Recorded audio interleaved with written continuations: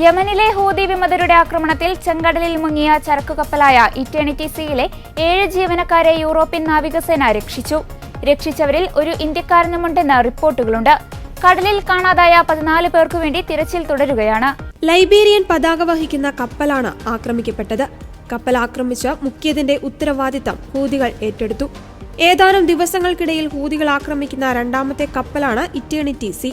തിങ്കളാഴ്ച ഡ്രോൺ ആക്രമണങ്ങളിൽ eternity C കപ്പലിലുണ്ടായിരുന്ന 25 ജീവനക്കാരിൽ 4 പേർ കൊല്ലപ്പെട്ടിരുന്നു. നിയന്ത്രണം നഷ്ടപ്പെട്ട കപ്പലിന് നേരെ ചൊവ്വാഴ്ചയും ഡ്രോൺ ആക്രമണമുണ്ടായി. ഇതോടെ മറ്റു ജീവനക്കാർ കപ്പൽ ഉപേക്ഷിച്ചു. ലൈഫ് ബോട്ടുകളും ആക്രമണത്തിൽ തകർന്നു. ഇന്നലെയാണ് കപ്പൽ മുങ്ങിയത്. ജീവനക്കാരിൽ ചിലരെ ഹൂതികൾ പിടിച്ചുകൊണ്ടുപോയെന്നും സംശയമുണ്ട്. ഞായറാഴ്ച നടന്ന മറ്റൊരാക്രമണത്തിൽ മാജിക് സീസ് എന്ന ഗ്രീക്ക് കപ്പലിനും തീപിടിച്ചിരുന്നു. ഇതിലെ ജീവനക്കാരെല്ലാം രക്ഷപ്പെട്ടിരുന്നു.